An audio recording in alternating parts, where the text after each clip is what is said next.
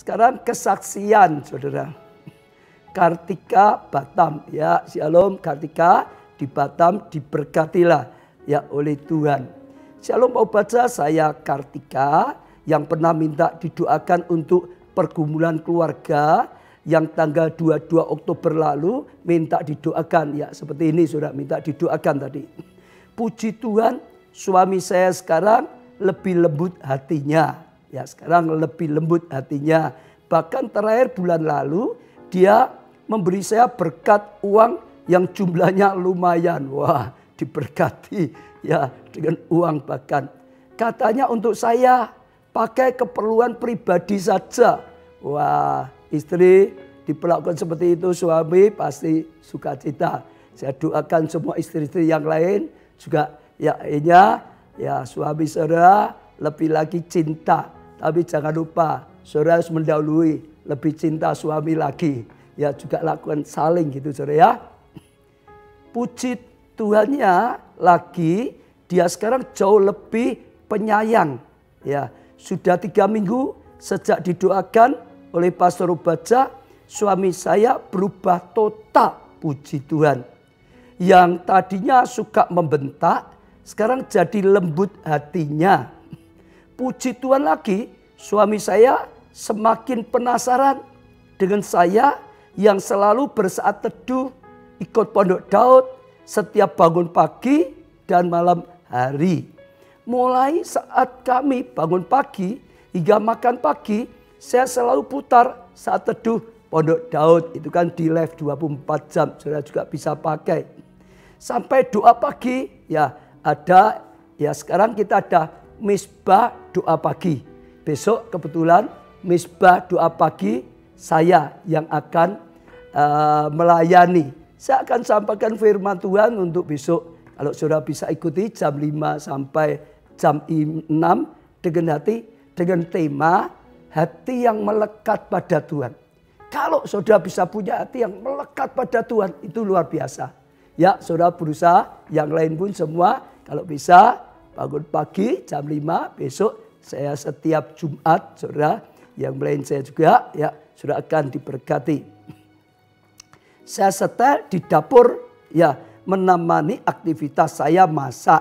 Saya sengaja setel audio YouTube agak besar volumenya supaya suami saya dengar juga. Puji Tuhan, suami saya semakin penasaran dan tiap pagi selalu mau mendengar firman doa pagi yang disampaikan sambil dia duduk di meja makan, minum kopi atau makan. Saya berdoa agar suami saya rindu mendengar firman Tuhan.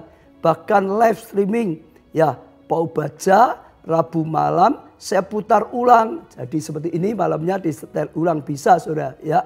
Dan suami saya pun ikut mendengarkan. Yang biasanya ia selalu cuek, tetapi kali ini dia selalu mau dengar setiap firman Tuhan. Kerinduan saya, dia bisa mengenal keluarga Allah, bahkan ikut kelompok sel.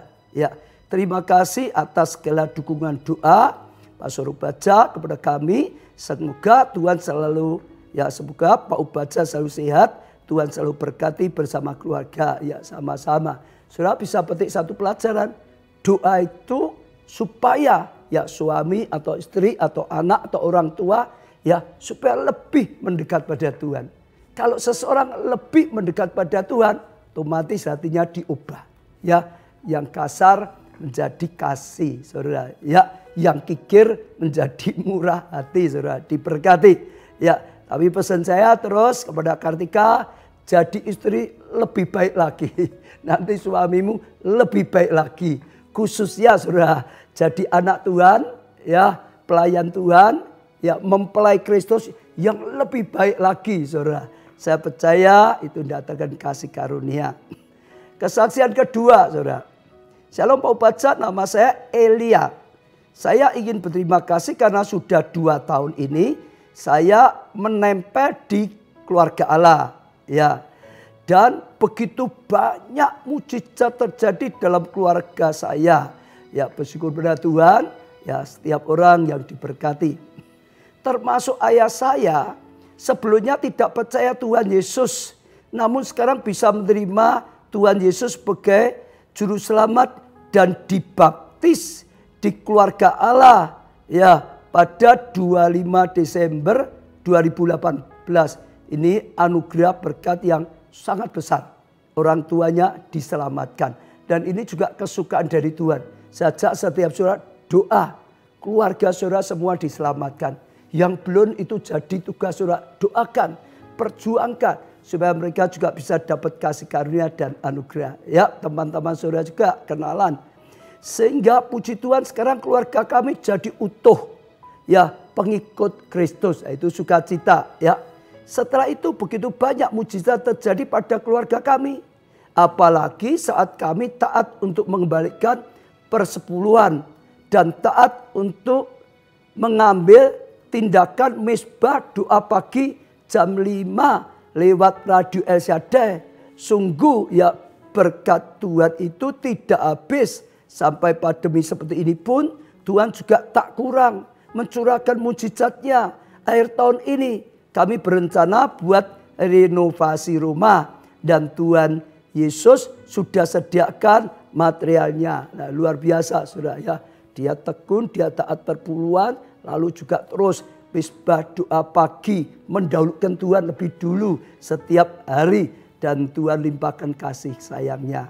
Puji Tuhan, kami sangat mengucap syukur kepada Tuhan Yesus. Dan Pak Baca untuk setiap rema Tuhan yang boleh sampai ke atas. Ya setiap kami Tuhan berkati. Ya saudara. Jadi saya berharap saudara semua diberkati. Dan saudara yang sudah diberkati Tuhan jangan lupa apa? Bersaksi. Katakan saudara. Bersaksi. Sekali lagi saudara. Bersaksi. Pegang dada. Bersaksi. Saudara belum dapat mujizat. Imani bersaksi. Artinya saudara akan terima mujizat. Lalu saudara bisa bersaksi saudara ya. Sekarang kita mulai belajar firman Tuhan. Saudara ya masih terus dalam kehidupan ya Esther. Esther yang dulunya ya anak yatim piatu. Bahkan termasuk buangan. Tapi akhirnya bisa diangkat Tuhan luar biasa sekali saudara.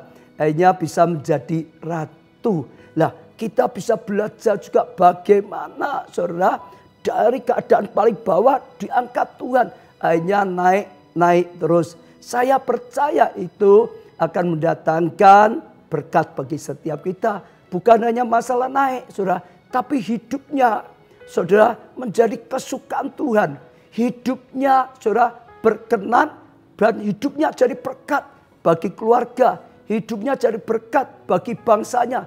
Dipakai Tuhan, selamatkan bangsanya. Kita sudah belajar ya banyak beberapa saudara. Ya kita sekarang kan ya masuk ya sesi yang keempat saudara. Hidup dalam rencana Tuhan. Katakan saudara, hidup dalam rencana Tuhan. Tadi kita sudah nyanyikan lagu rancangan Tuhan itu indah. Lebih indah dari rancangan kita sendiri. Rancangan Tuhan itu besar. Lebih besar yang bisa kita rancangan sendiri. Rancangan Tuhan itu mulia saudara. Ya ajar kami bisa mengerti rancanganmu Tuhan. Karena rancangan Tuhan itu melampaui yang lain saudara. Nah sekarang saya lanjutkan saudara. Esther ya pasal 4 ayat pertama. Setelah Mordekai mengetahui segala yang terjadi itu. Ia mengoyakkan pakaiannya. Lalu memakai kain kabung dan abu, kemudian keluar berjalan di tengah-tengah kota sambil melonglong dengan nyaring dan pedih. Dengan demikian datanglah ia sampai ke pintu gerbang istana raja, karena seorang pun tak boleh masuk pintu gerbang istana raja dengan memakai pakaian berkabung. Di sini dikatakan saudara setelah Mordekai mengetahui segala yang terjadi. Saudara, oh dia bergabung saudara, oh dia sedih nangis saudara, melonglong bahkan dikatakan saudara. Lah setelah dia mengetahui apa saudara? Karena dikatakan setelah Mordekai mengetahui segala yang terjadi itu. Nanti saudara baca di pasal ketiga dijelaskan ada seorang ya jenderal pejabat tinggi namanya Haman, saudara. Wah, dia itu kedudukan tinggi. Kalau dia lewat, maka semua harus sujud menyembah. Ya, ke tanah, saudara. Dimanapun. Tapi Hagai, saudara, bukan Hagai, Mordekai, saudara. Karena ya dalam kepercayaan Yahudi, ya dalam iman kita, saudara, ya dia itu nggak boleh nyembah manusia, nggak boleh, hanya Allah yang layak disembah. Maka yang lain semua nyembah, dia tidak menyembah, saudara. Dia rindu tetap taat pada firman Tuhan. Dia rindu tidak melanggar firman Tuhan. Jadi saya percaya Mordekai ini adalah orang yang sangat percaya dan sangat taat pada Tuhan. Ya, dia tidak mau melanggar ya ketetapan Tuhan, sekalipun itu ada bahaya, saudara. Dunia saat itu ya yang ada di depannya ya mengharuskan dia menyembah. Tapi sekali lagi ini ciri orang yang sungguh-sungguh, saudara, komitmen, ya pegang ketetapan Tuhan. Dan saya percaya itu ada seorang yang punya iman dan ketaatan yang luar biasa. Tetap saja belajar tidak melanggar ketetapan Tuhan. Ya, maka saya percaya dia dipilih untuk ya mengangkat Ester, mempersiapkan Ester, memperjuangkan Ester, saudara, untuk masuk rencana Tuhan jadi ratu, saudara. Ya, saudara, tapi akhirnya, saudara, banyak orang negur dia. Banyak orang negur dia. Banyak orang negur dia. Kamu tidak menyembah. Wah, nanti Haman tahu kamu akan mungkin dihukum. Kamu mungkin dibunuh. Tapi dia tetap pegang.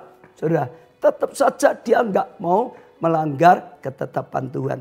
Dan sungguh-sungguh terjadi saat Haman diberi laporan. Haman lihat sendiri, marah, emosi.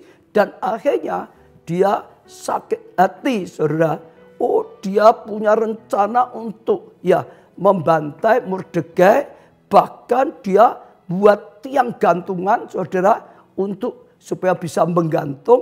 Selain itu juga lebih lagi, saudara, dia lalu membujuk raja supaya ada ketetapan. Karena dia tahu Mordekai itu orang Yahudi. Ya, dia mulai membujuk raja supaya ambil satu keputusan. Semua orang Yahudi ya di tanggal ini, bulan ini, dibantai, dihabisi semua, saudara. Karena ya dia lapor dengan raja, ini bangsa yang tidak mau tunduk dengan raja, ini bangsa yang melakukan hal yang tidak baik gitu, saudara. Dan singkat cerita, raja tidak tahu, bisa dipengaruhi, ada keputusan, saudara. Lalu, saudara, jadi keputusan. Itu sebabnya setelah ada keputusan, ya bangsanya akan dibantai. Dikatakan dia itu pakai kain kapung, melonglong, menangis, saudara. Karena dia rindu, saudara, supaya bangsanya bisa selamat. Ini kerinduan yang luar biasa. Ayat 3, di tiap-tiap daerah di mana titah tadi keputusan dan undang-undang raja telah sampai, ada perkabungan besar di antara orang Yahudi, disertai puasa dan ratap tangis.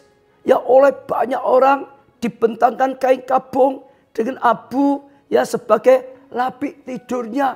Jadi ini keputusan disebarkan di mana-mana.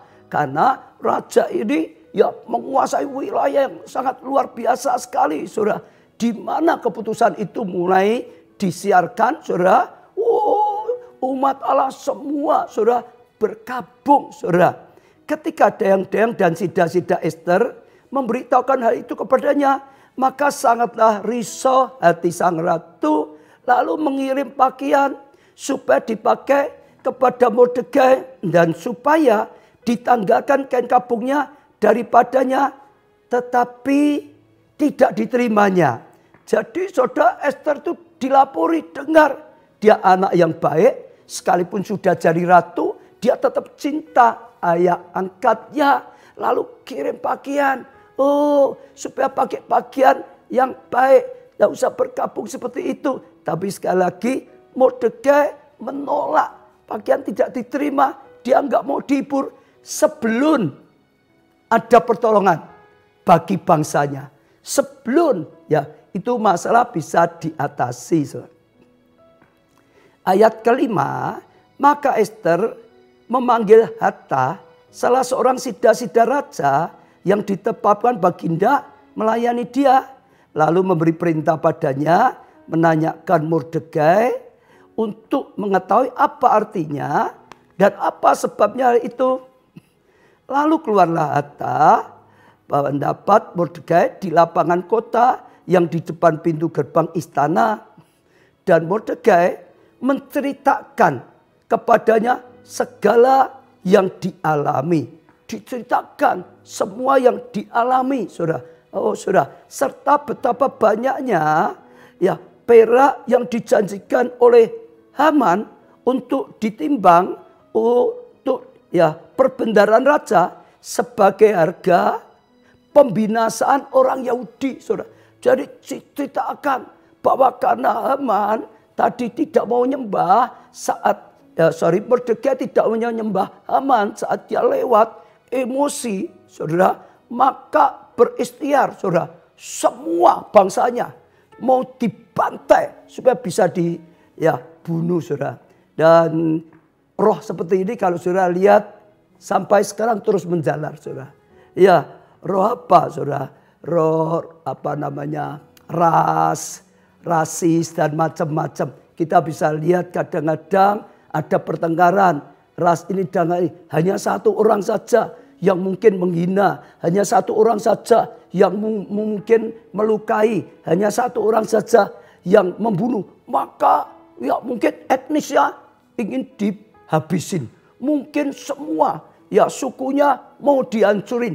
Roh seperti ini ada sejak zaman Haman, saudara. Dia punya roh rasis seperti ini, saudara. Sara seperti ini, saudara. Jadi ini sudah ada sejak dulu. Sekarang ayat 8, juga salinan undang-undang yang dikeluarkan ya disusun untuk ya memusnahkan mereka itu, ya termasuk itu yang dimusnahkan orang-orang di mana semua daerah termasuk disusun, saudara. Diserahkan kepada Hatta supaya diperlihatkan dan diberitahukan kepada Ester. Lagi pula Hatta disuruh menyampaikan pesan kepada Ester. Setelah disampaikan cerita semua ini, juga disampaikan pesan pada Ester supaya sekarang sudah dengar, pergi menghadap raja. Lah, jadi Mordekai ceritakan ini semua yang sedang terjadi dan ini bahaya yang sedang mengancam. Lalu minta Ester supaya pergi menghadap raja, ya, untuk memohon karunia-Nya dan untuk membela bangsanya di hadapan baginda.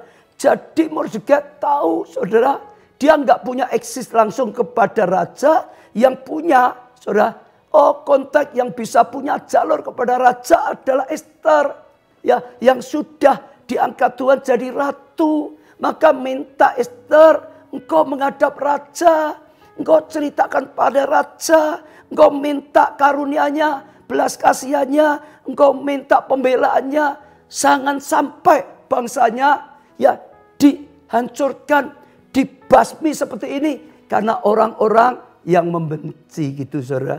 Jadi Ester diminta untuk menghadap raja. Lalu masuklah Hatta dan menyampaikan perkara Mordekai kepada Ester, saudara.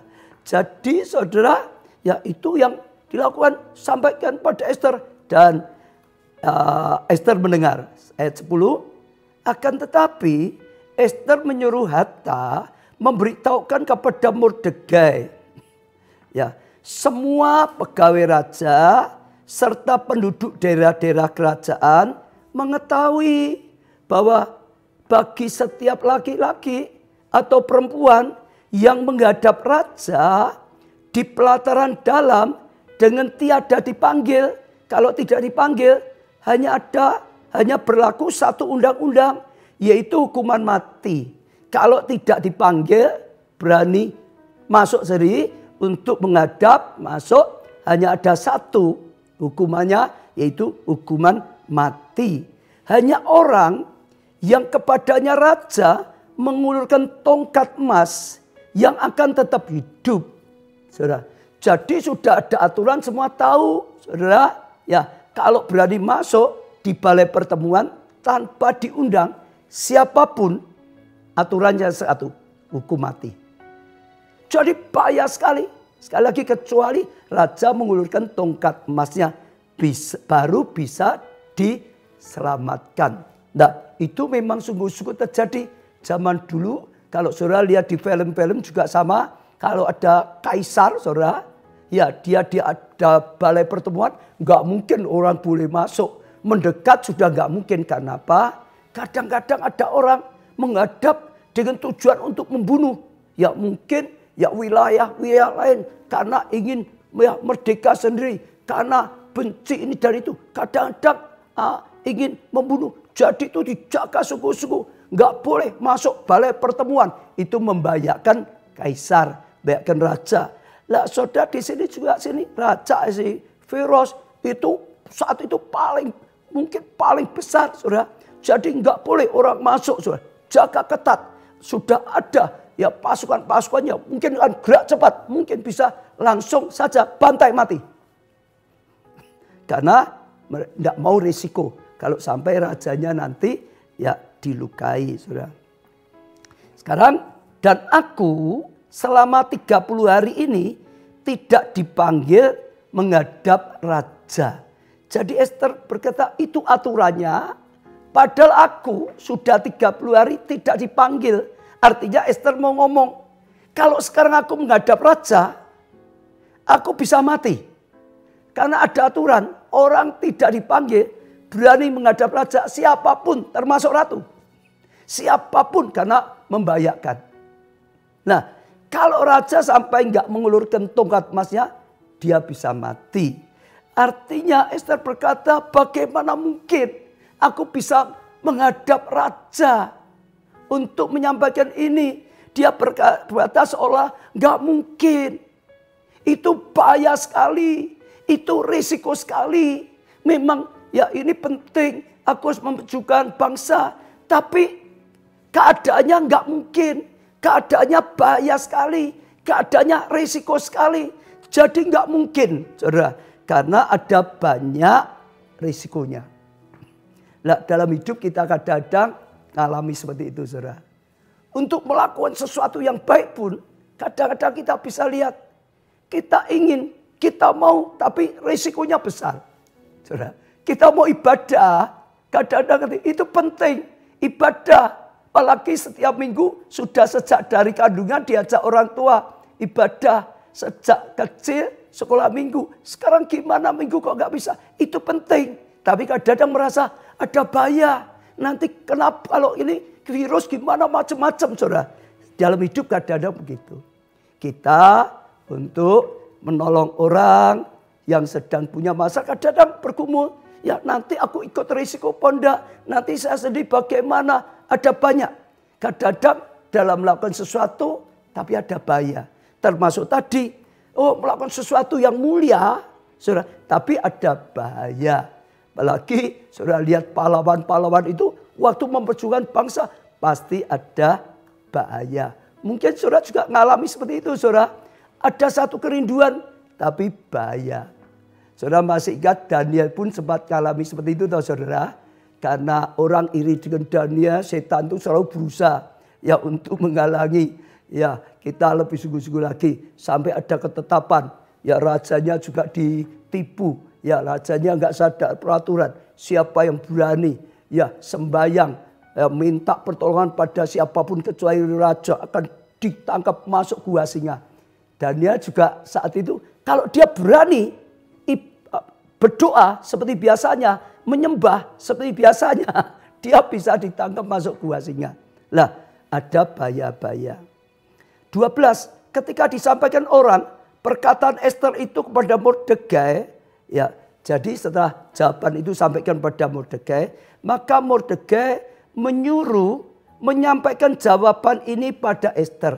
Jadi dijawab, jangan kira karena engkau di dalam istana raja, hanya engkau yang akan terluput di antara semua orang Yahudi.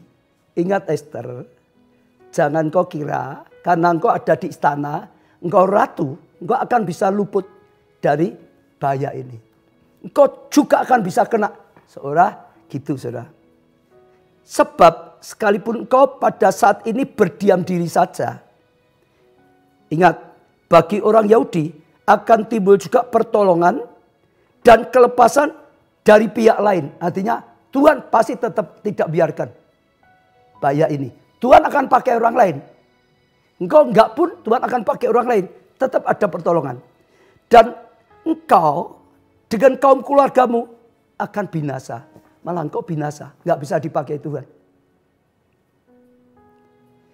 Siapa tahu mungkin justru untuk saat yang seperti ini. Engkau peroleh kedudukan sebagai ratu. Artinya begini. Oleh karena urusan ini. Tuhan itu ngangkat kau jadi ratu. Ada tujuan. Kenapa Tuhan angkat kau jadi ratu? Yaitu supaya saat bahaya besar untuk umat Allah datang. Engkau bisa dipakai Tuhan menghadap raja. Engkau bisa dipakai Tuhan selamatkan bangsamu. Nah, saudara, dari kisah ini kita itu sedang diingatkan.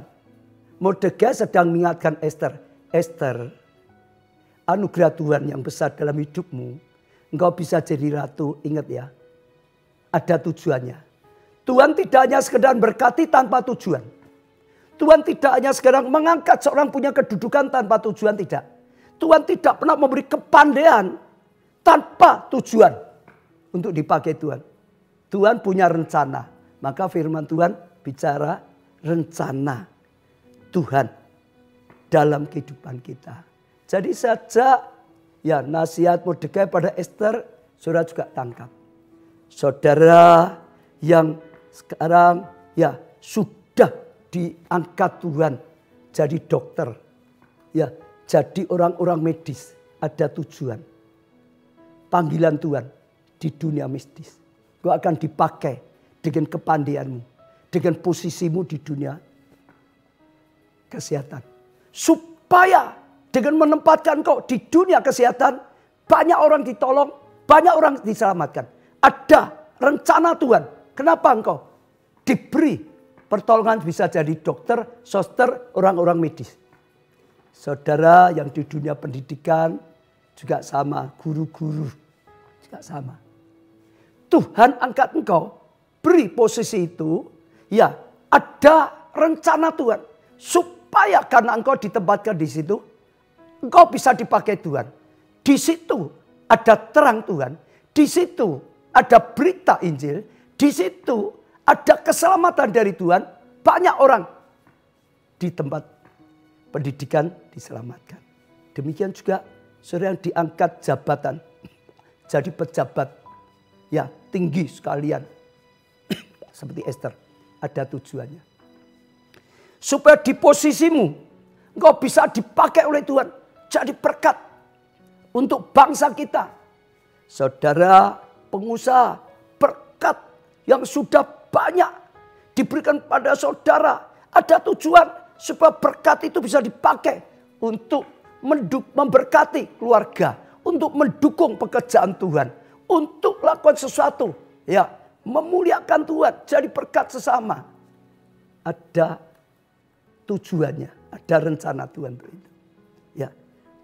Semua sebagai karyawan, saudara. Sebagai apapun sama. Apalagi sebagai pelayan Tuhan. Kalau saudara sampai diberi posisi dan pelayanan. Dengar. Bukan Tuhan tidak tujuannya memberkati jabatan. Tuhan itu menempatkan ada tujuan. Saudara harus mengerti tujuannya. Minta Tuhan. Ya, jangan sampai saudara diangkat jadi dokter. Malah akhirnya dulu dekat dengan Tuhan. Sekarang sudah lupa dengan Tuhan. Hanya untuk hidupmu bagi dunia. Jangan sampai jadi guru. Sekarang setelah diangkat. Mungkin ngurusin satu universitas. Jadi ketua. Sibuk. Lalu Tuhannya ditinggal. Untuk dunia saja. Pejabat tinggi. Apalagi pengusaha. Saudara juga semua karyawan dan macam-macam. Itu katanya. Ya, Tuhan ingin pakai engkau. Ya, semua berkat ratu seperti itu ada tujuan. Maka saya lanjutkan ayat 15. Maka Ester menyuruh menyampaikan jawab ini kepada Mordekai. Pergilah, kumpulkanlah semua orang Yahudi yang terdapat di Susan, berpuasalah untuk aku. Jangan makan dan jangan minum 3 hari lamanya. Baik waktu malam, baik waktu siang, aku serta dayang-dayangku akan berpuasa demikian. Ya. Dan kemudian aku akan masuk menghadap raja, sungguh berlawan dan dengan undang-undang. Kalau terpaksa aku mati, biarlah aku mati. Maka pergilah Mordekai dan diperbuat tepat seperti yang dipesankan Ester ya kepadanya. Saya bersyukur dikatakan Ester menyadari tujuan Allah dalam hidupnya. Mengapa dia diangkat Tuhan jadi ratu. Dia ambil panggilan itu. Dia berkata, doakan aku supaya aku bisa melakukan panggilan Tuhan. Berpuasa untuk aku juga. Aku mau puasa. Ya tolong yang lain juga minta berpuasa. Dukung supaya aku bisa melakukan tujuan panggilan dari Tuhan. Sekalipun bahaya. Kalau sampai aku mati. Sudah tidak masalah. Pokok aku mau lakukan panggilan Tuhan. Tujuan Tuhan dalam hidupku. Dan kalau sudah baca terus. Nanti sesi berikutnya kita akan pelajari. Dan ternyata Tuhan lindungi Ester. Dan ternyata Tuhan urapi Ester. Dan ternyata Tuhan pakai Ester luar biasa. Dan ternyata justru kemuliaan Tuhan lebih dari yang luar biasa dari sebelumnya. Akhirnya dia bukannya sekedar jadi ratu.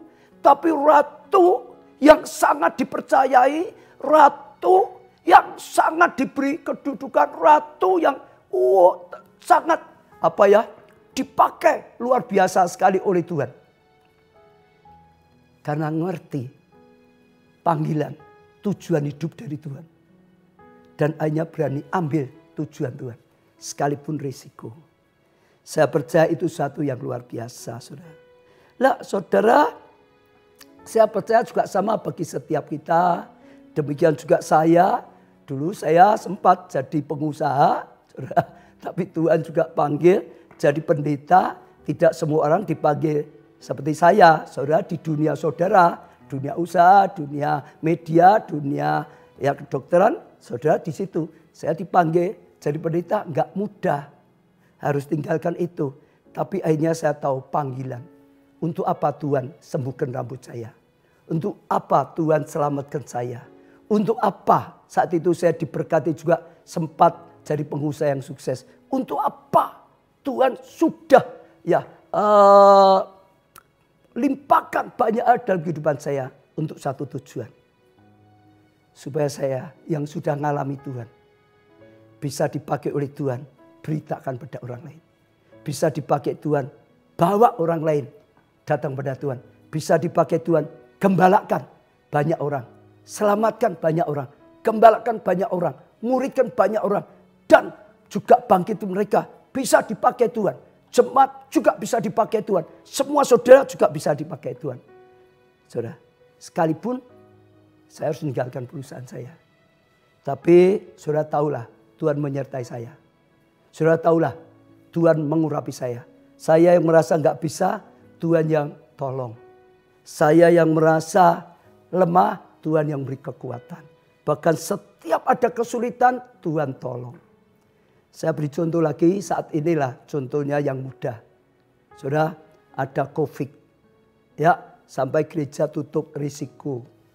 Ya, saya berdoa terus karena saya lihat ya COVID ini kalau terus berkepanjangan, ya jemaat gak pernah bisa ibadah. Saya perhatikan ya seperti lama-lama domba yang tercerai-berai, tidak digembalakan. Sulit sekali gak bisa digembalakan dengan baik. Yesus kalau lihat domba yang tercerai-berai tidak gembalakan, dia hatinya belas kasihan. Saya perhatikan kalau yang sungguh-sungguh tidak berjuang untuk online dengan baik, rohaninya makin lemah, makin lemah. makin lemah, saudara. Ya rasa terpanggil, saudara. Jadi akhirnya saya ambil keputusan, kita tetap buat offline. Sekalipun saya ngalami seperti Esther, bahaya loh. Bukan nggak bahaya loh. Saya tahu, ya. Tapi saya juga nyadar dimanapun ya bahaya. Kita mau kerja, apa nggak bahaya kena COVID? Bahaya juga. Kita mau ke rumah sakit juga bahaya. Ya, kita mau ya olahraga juga bahaya. Kita mau apapun semua ada bahaya. Ya, tapi saya apalagi karena saya ini tugas saya, panggilan saya, maka saya tetap saja sekalipun ada bahaya tetap. Ya, jadi kalau dengan jemaat risiko saya setiap minggu itu ya Sabtu 1 kali, Minggu 5 kali. Ya sering kali harus ikuti 5-6 kebaktian. 1 kali ada bahaya, 5-6 lebih banyak. Tapi saya tahu itu panggilan saya. Saya juga minta saudara doakan saya. Supaya terus bisa melangkah, lakukan tugas saya. Ya, Tuhan melindungi, Tuhan jagai. Ya, bahkan juga semuanya. Sehingga orang bisa datang pada Tuhan. Oh, ngalami perjumpaan pribadi. Oh, sungguh-sungguh rohnya dikuatkan oleh Tuhan. Imannya tetap terpelihara. Semua yang datang juga didoakan. Supaya sungguh-sungguh dijagai dan diberkati oleh Tuhan. Saya percaya itu anugerah yang luar biasa. Ya, saya rasa ngalami juga. Sama dengan Esther, saya berharap, saya mintalah doakan saya sekeluarga, doakan pelayan-pelayan Tuhan, doakan jemaat yang ikut hadir, ya, sehingga semua dalam pelindungan, dalam penjagaan, dalam anugerah, ya, sehingga rohaninya mereka bangkit, sehingga mereka, ya, akhirnya sungguh-sungguh mengalami kasih karunia dan anugerah dari Tuhan. Saya percaya karena ini waktunya. Tuhan teguhkan terus, memang dunia dalam gelap, bangsa dalam kelam, kita ada dunia yang gelap, kita di tengah-tengah bangsa yang kelam, ya hatinya kelam, tapi kita harus bangkit jadi terang. Itu tidak mudah, tapi saya percaya Tuhan berkata saat kita bangkit jadi terang, maka hujan pertobatan, selamatan jiwa terjadi. Kelimpahan kekayaan terjadi. Yang saya rindu juga, oh sungguh-sungguh banyak orang diselamatkan. Kegerakan di balik ya lawatan Tuhan yang besar. Seringkali sebelumnya ada juga krisis dan macam-macam. Saya percaya saat ini justru luar biasa. Kita setelah itu ngalami sekarang banyak sekali yang dibaptis. Bersyukur dengan langkah ini selamatkan banyak jiwa. Bahkan saat ini saudara, saat ini ya di gereja kita sedang mengalami kegerakan orang muda yang luar biasa. Mereka sudah lama nggak bisa ibadah, minta supaya diberi kesempatan ibadah. Akhirnya saya lihat ya, dan saya kasihan mereka rindu sekali. Saya beri kesempatan saudara. Dan waktu saya beri kesempatan saya kaget. Tiba-tiba Tuhan itu bangkitkan orang muda luar biasa saudara. Begitu diberi kesempatan ya kita di Paragon. Tempatnya karena protokol kesehatan harus jaga sungguh-sungguh. Kita hanya 200 saja. Tapi nggak cukup. Sampai sekarang kita beri ya tempat yang besar di gedung yang paling besar kita, Widuran, ya 1000 lebih saudara. Saya tahu ini bukan manusia. Saya sudah lebih dari 10 tahun berjuang supaya orang muda bangkit. Nggak pernah bisa. Ketua orang muda berjuang, nggak pernah bisa. Kita buat terheran. Mereka itu terus saudara. Setiap Kamis, setiap Jumat, besok Jumat. Wah tambah lagi. Sekarang sudah 1000 lebih. Saya percaya itu satu yang luar biasa. Satu sebagai penutup. Saudara ingat, saya tahu. Ini kegerakan sudah mulai. Lawatan Tuhan sudah mulai. Tuhan berkata, akhir zaman 3 generasi. Anak, orang muda, orang tua akan dilawat Tuhan. Tapi Tuhan berkata kepada saya, orang muda di garis depan. Saat ini sedang terjadi. Selain tadi saya cerita, baptisan-baptisan orang mulai ya selamatkan. Orang muda bergerak luar biasa sekali. Ini sudah dimulai. Akan terus narik orang tua, akan terus naik anak-anak. Ini sedang mulai. Saya tergerak saudara. kalau saudara ada yang merasa, ya Tuhan panggil saudara, tempatkan saudara. Saudara yakin, saudara ditempatkan di keluarga Allah. Dan saudara rindu masuk dalam gerakan ini. Saudara bisa kirim, bisa hubungi saya sendiri. Saudara bisa kirim ke hotline yang ada di nomor juga. Sekali lagi, kalau saudara merasa yakin, saudara dipanggil masuk dalam keluarga Allah. Dan saudara dipanggil masuk dalam kegerakan supaya hidupmu bisa dipakai Tuhan luar biasa sesuai dengan panggilan tujuan Tuhan. Saya akan ajak saudara jadi tim. Saya akan ajak saudara sungguh-sungguh melakukan satu yang luar biasa. Ya, bisa hubungi saya, bisa di situ. Kalau saudara terpanggil dan saudara mau taati, ya apa yang Tuhan berikan visi untuk gereja kita, apa yang saya arahkan, kita akan bergandengan. Kita akan menjadi tim. Dan saya percaya kita akan lakukan pekerjaan Tuhan yang luar biasa. Seperti Esther. Selamatkan bangsa kita dan selamatkan banyak. Bahkan saat ini panggilannya untuk bangsa-bangsa. Ya, saya tidak perpanjangkan tapi saya ingin doa untuk setiap saudara. Mari kita berdoa. Terima kasih Tuhan, segala kasih karunia dan anugerah luar biasa. Kami tahu firman-Mu ini rema. Tuhan, Kau sedang berbicara kepada setiap orang, setiap kami yang mengikutinya.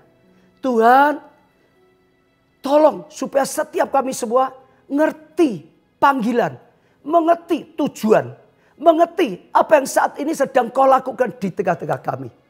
Tuhan, kami tahu ini saatnya tuaian besar-besaran. Ini saatnya keselamatan besar-besaran. Ini saatnya lawatan besar-besaran. Tuhan, hamba-Mu berdoa setiap orang yang Tuhan panggil masuk ke gerakan besar. Dan ke gerakan yang sudah Tuhan mulai. Kaum muda dan semuanya di keluarga Allah. Tuhan berbicaralah. Teguhkanlah hati mereka. Tuhan yang tuntun. Sehingga sungguh-sungguh mulai daftarkan. Sungguh-sungguh mulai bergabung. Sungguh-sungguh menjadi tim. Laskar Tuhan. Laskar Kristus. Untuk tuaian besar-besaran. Sekali lagi Tuhan. Engkau yang berbicara, Engkau yang tuntun, Engkau yang satukan kami, dan Engkau yang pakai. Tuhan, kami serahkan semua ini dalam tangan-Mu. Engkau akan pakai setiap kami. Berkati setiap jemaat, setiap orang yang mengikuti live streaming ini. Saudara Tuhan, sekali lagi, terlebih lagi mereka yang Tuhan sudah panggil, Tuhan akan pakai bersama-sama dengan kami. Tuhan urapi secara khusus. Ya semua yang sakit juga Tuhan sembuhkan. Ya rumah tangga dipulihkan. Yang kekurangan berkati. Segala jadi berkat. Kami juga doakan untuk semua yang sudah melayani di keluarga Allah. Yang saat ini juga melayani dalam live streaming. Kau urapi, Kau berkati Tuhan. Sekali lagi Tuhan, panggilan-Mu Tuhan, Kau nyalakan. Seperti dalam Yoel Kau berkata, panggil turun pahlawan-pahlawan. Seperti Tuhan Yesus berkata, Tuhan banyak tapi pekerjanya ya kurang. Minta pada Bapak yang punya Tuhan. Bapak, kami minta Engkau yang kirim para penuai. Dalam nama Tuhan Yesus. Tuhan Kau yang bergerak. Tuhan Kau yang pakai setiap kami. Aku impartasikan panggilan yang dari Tuhan. Terima kasih Tuhan. Dalam nama Tuhan Yesus. Kami sudah berdoa. Serahkan kami. Jadikan setiap kami Esther-Esther pada akhir zaman ini. Terima kasih Tuhan. Pengurapan Esther Tuhan impartasikan. Panggilan seperti Esther Tuhan berikan. Oh tujuan hidup seperti Esther Tuhan berikan. Perlindungan, pengurapan. Oh kemuliaan, karya Tuhan yang luar biasa. Seperti pada Esther Tuhan berikan. Dan Tuhan tolong. Ya sakit sembuhkan. Supaya kami bisa melayani Engkau. Lakukan tugasmu. Terima kasih Tuhan. Dalam nama Tuhan Yesus kami sudah doakan. Amin. Saudara, saya percaya Tuhan sedang bicara pada kita. Ada tujuan. Ternyata setelah kita belajar Esther. Gak kebetulan pas hari ini. Pas ibadah orang muda sampai begitu banyak sekali. Tuhan sedang bangkitkan kegerakan yang khusus. Ya, kita akan jumpa lagi berikutnya. Jangan lupa besok pagi jam 5 ada mesbah doa pagi. Sabtu, Minggu ibadah raya. Ikuti. Yang bisa offline sudah ikuti offline. Yang nggak bisa ikuti online. Ya, Tuhan berkati.